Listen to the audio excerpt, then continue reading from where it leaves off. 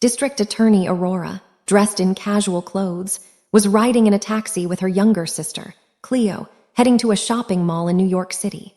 Suddenly, police stopped the taxi at a checkpoint in the middle of the road. Officer Cole asked the taxi driver for his papers and, finding fault without any valid reason, started demanding a bribe. The police officer said, "Your car has no insurance and no smog check certificate. I have to give you a ticket." The cab driver folded his hands and said, "Officer, I made a mistake. I have the papers, but I left them at my apartment. I will show them to you tomorrow. Please forgive me." Officer Cole said sternly, "No, I am definitely writing the ticket. Unless you don't want a ticket, in which case, give me $200. Hearing all this, DA Aurora watched the entire event silently. The cab driver said with great humility, "Officer, I just started my shift. The day has just begun. I don't have any cash. I haven't earned a single dollar yet. Where would I get the money to give you?" The policeman replied sarcastically, "You earned money yesterday. Where did that go? Give it from there." The cab driver said in a hopeless voice, "Sir, that money was spent yesterday. I really don't have any money. Please forgive me. I won't make this mistake again. I will always keep my papers with me." During this entire conversation, DA Aurora, who was sitting in the backseat of the taxi, was watching and listening quietly when Police Officer Cole shouted at the cab driver, saying, "Hey, you broke beggar, you don't have $200. Give me $200 however you can, otherwise I will impound your taxi." The cab driver said, "Sir, what have I done that you would impound my taxi? Have I committed a major crime?" Hearing this, the officer became furious and slapped the cab driver hard, saying, "You're arguing with me? You have such audacity." Seeing this, DA Aurora became very angry. She got out of the taxi, went up to them, and told the police, "Officer, who gave you the right to slap this driver? Is this civilized behavior? This man works back-breaking shifts every day to drive this car. This income is how he feeds his family. If he made a mistake, you ask for a bribe, slap him, and then threaten to impound his taxi. What kind of law is this? This poor man didn't come to fill your stomach. He came out to feed his own family." At that time, DA Aurora was wearing blue jeans and a simple top, looking completely ordinary. She was going to the mall, too, buy clothes for her sister, Cleo. The police thought she was just a common girl arguing with them. Hearing Aurora's words, Officer Cole got even angrier. He said in a harsh voice, "You're going to teach me what I should do? Who asked you to speak in between? Don't chatter too much or I'll put you in the lockup, too. I am the police. I can arrest you right now. Don't show too much attitude. Understood?" Cole had absolutely no idea that the person he was speaking to in this tone was actually the district attorney of the county. Aurora remained calm and said, "Officer, are you robbing people just because you are the police, forcing bribes from the poor? What you are doing is not only wrong, but also against the law." Hearing Aurora's words, Cole lost his temper. In a fit of rage, he slapped Aurora hard and said, "You're going to teach me the law. I've been watching you talk big for a long time. Do you think you know more law than me? Don't make me any angrier, otherwise I will let you and your sister Cleo rot in jail. Go take the taxi and get out of here quickly." The cab driver was terrified and went silent. On the other hand, Aurora controlled her anger. She intentionally did not reveal her identity because she wanted to see how low Officer Cole could stoop. Then she went and sat in the taxi. After a while, the taxi dropped them off in front of the shopping mall. Aurora took her sister Cleo inside and bought her beautiful clothes. Although Aurora looked calm on the outside, inside she had made a vow. She had to teach this Officer Cole a proper lesson. Those who turn the law into a joke while being protectors of the law have no qualification to remain in the department. After returning from the mall, Aurora thought she should go to the police precinct to see the environment there. Cole worked there after all. If the entire station was drowning in corruption, it was necessary to clean the system from the inside. The next morning, Aurora hid her true identity and took on the appearance of an ordinary girl. She wore a green outfit and went straight to the police station. Upon entering the station, her eyes fell on Lieutenant Wade, who was sitting at the front desk. He was relaxing, enjoying the air conditioning and talking on his mobile phone. Aurora went straight to him and said, "Officer, I need to file a complaint." Before Aurora could say anything else, Lieutenant Wade stopped her and said, "What complaint do you need to file? Don't you know there is a $500 processing fee to write a report here? Did you bring money? If you have money, speak, otherwise get lost immediately." Hearing this, Aurora's eyes turned red with anger. She was amazed that corruption was happening so openly in this station, and despite being the county DA, she knew nothing about it until now. Aurora sighed and said in a stern voice, "Officer, why are you asking us for a bribe? It doesn't cost money to file a report. What you are doing is unjust and against federal law." Hearing this, Wade got furious and said, "What did you say? I'm doing injustice. You know more law than me. Don't talk too much or I'll throw you in a cell right now." Aurora realized that this officer was just as corrupt as Cole. She remained calm and asked, "Where is Officer Cole from your station?" Wade said quietly, annoyed. "Why? What business is it of yours? Don't ask me questions. Go talk to him yourself." Aurora said again, "Officer, write the report or I will take action against you. You don't know who I am." Hearing this, Wade laughed loudly and said, "You were threatening me. Looking at you, you seem like either a homeless, a garbage picker, or a housemaid. No report will be written here. Now get out or I will throw you out by the neck." Aurora controlled herself. She understood that they were all birds of a feather, just like Officer Cole. She decided she had to show them a lesson. But first, their cup of sins needed to be full. She walked out of the station and thought for a moment. Then she took out her iPhone and called her subordinate internal affairs officers and the chief of police, informing them that she was at this station and that they should come quickly with her car. Saying this much, she entered the station again. Seeing her, Wade roared, "This girl has come back again. Can you not be made to understand with words? Wait, I'm teaching you a lesson. Looks like I have to put you in jail." Wade started grumbling in anger. Aurora, not afraid, replied in a slow but clear voice, "Officer, I just want to file a report. You write the report. If you treat the public like this, who can we hope for justice from?" But Wade started spouting the same nonsense again. "Didn't I say if you want to file a report, take out $500? Nothing happens here without dollars. Don't disturb me repeatedly or I'll push you out." Aurora was thinking to herself how low they had fallen. They didn't even have the decency to know how to speak to a woman. She smiled slightly and said, "Look, officer, why are you asking for a bribe?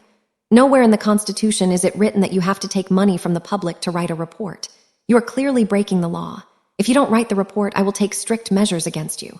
You think yourself a big officer, but you have no idea what is about to happen to you." Hearing this, Wade became extremely angry. He signaled 2 officers and ordered, "Throw this girl out and teach her good lesson. She won't go just like that." Just as the 2 station officers moved towards Aurora to grab her arm, a thunderous voice came from the station door. "Freeze!" Everyone's eyes turned toward the door and they were shocked by what they saw. The internal affairs team and the federal agents had entered to receive DA Aurora. Behind them were Chief Harlan and several other high-ranking officers. One of them looked at Lieutenant Wade with rage and said, "Shameless officer. Disgusting. What are you doing right now? At this moment, your badge will be taken and you will rot in jail for the rest of your life." Hearing this, Wade's hands and legs started trembling. Sweat gathered on his forehead. Stammering, he tried to give an explanation. "Chief, this girl..." But before he could finish, Aurora stepped forward. Her face now showed clarity and strength. She said in a booming voice, "Shut up, Wade, not this girl. I am the district attorney of this county. And I have seen with my own eyes how ordinary citizens are treated here. Do you think this station is your father's property? Now you will understand what real law is." The atmosphere of the station changed in an instant. The officers started looking at each other's faces. The 2 station officers who had tried to grab Aurora moments ago stepped back in fear. Chief Harlan slammed his hand on the table in anger and ordered, "Officer, take Lieutenant Wade into custody immediately. Not a moment's delay will be tolerated. Otherwise, you know the consequences." The entire station fell into pin-drop silence. Wade, who was roaring like a tiger a while ago, was now folding his hands and begging. He looked at Aurora and cried, "Madam, I made a mistake. Give me a chance. My career will be gone." But there was not a speck of mercy in Aurora's eyes. She said in a cold and harsh voice, "A mistake is a mistake when it happens once. Your crime is not a mistake. It is a habit and you must get the punishment for this. Silencing the public, making a mockery of the law and insulting women is a crime, not a mistake." DA Aurora told Chief Harlan in stern words, "Suspend him immediately and put handcuffs on him." Hearing this, the chief signaled and 2 station officers stepped forward and handcuffed Lieutenant Wade. The rest of the police staff present in the station stood with their heads bowed. Just as Wade was being taken away, Officer Cole suddenly entered through the gate. He looked nervous, but without understanding the situation inside, he rushed in.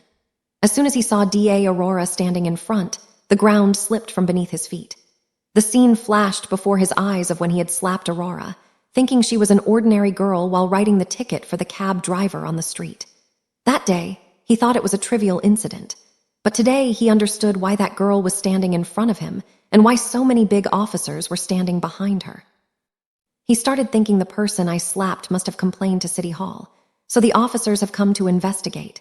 Just then, Officer Cole mumbled in a trembling voice to the chief. "Chief, this girl is a #1 troublemaker. When I was writing a ticket for a taxi, she started arguing with me and came to hit me. When I tried to say something, she complained to you guys, because of which you came here and arrested Wade. Actually, you should arrest this girl." Hearing this, it was as if a lightning bolt struck the entire station. It felt like something big was about to happen. Just then, Chief Harlan slammed Cole hard on the cheek in anger and said in a strict voice, "Officer Cole, stay within your limits. Do you not know who the person you are talking about is?" Hearing this, Officer Cole looked like he was about to have a heart attack. Trembling in an extremely frightened voice, he said, "Chief, what are you saying? Actually, who is this madam?" Before Chief Harlan could say anything, D.A.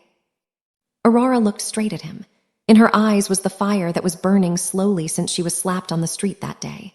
D.A. Aurora said in a spirited and grave voice, "Remember that slap. Today that is going to weigh heavily on your entire life. Officer Cole, that day you thought you won by insulting an ordinary girl. But the real truth is that slap didn't hit my soul, but rather it exposed the filth of your entire system to everyone. You didn't just hit me. You hit the voice of the ordinary people who hope for justice from you." Such a silence descended inside the station, as if someone had snatched away everyone's power of speech. Cole's face turned pale in an instant. His lips were trembling, but no sound was coming out of his throat. Just then, Aurora said in a grave voice, "Today, I haven't come just as the DA, but I stand for all those people whom officers like you insult everywhere, whether it be on the street, in the station, or in the office." You thought, because you wore a uniform, you could think of yourself as God. But today you will know that the law is equal for everyone, even for the police. Saying this, Aurora slammed the table hard. Everyone jumped in fear. She shouted, "Officer, arrest Cole. Take his badge and prepare the suspension report immediately." Chief Harlan signaled without a moment's delay. 2 station officers stepped forward and handcuffed Cole.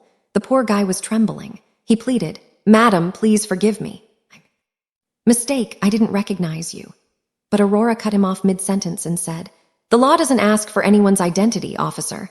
The law is equal for everyone. The public's pain won't decrease with your apology. Now the court will decide." The whole station was listening. For the first time, this thought was drilled into everyone's head that in this county from now on, whoever oppresses the public, their place will be solely behind the bars of a jail. When Wade and Cole were brought out, handcuffs, an uproar began in the crowd standing outside. People were whispering to each other. It was unbelievable that 2 big officers of the department were trapped in the net of the law today. Chief Harlan told the media clearly, "From now on, there will be no hooliganism in this city, only the law. Whether it is a police officer, a politician, or a common man, if they make a mistake, they must get punished." The crowd clapped. Some people were making videos on iPhones as if it were a historic moment. The officers put the 2 in a squad car and took them straight to the county jail. When the car stopped at the jail gate, Warden Osk himself came out. Aurora and Chief Harlan ordered, "Make them prisoners. From today, they are not officers. They are criminals." Then their uniforms were taken off, and they were made to wear the orange jumpsuits of prisoners.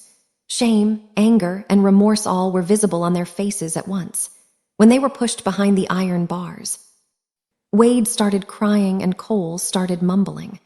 "If I hadn't slapped her that day, maybe today I wouldn't have had to see this day." Thanks for staying with this story.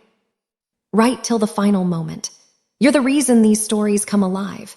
If you're ready for another powerful journey, just tap the next video on your screen. And before you go, leave a quick comment and rate this story from 1 to 10. I'm excited to see your thoughts and connect with you down.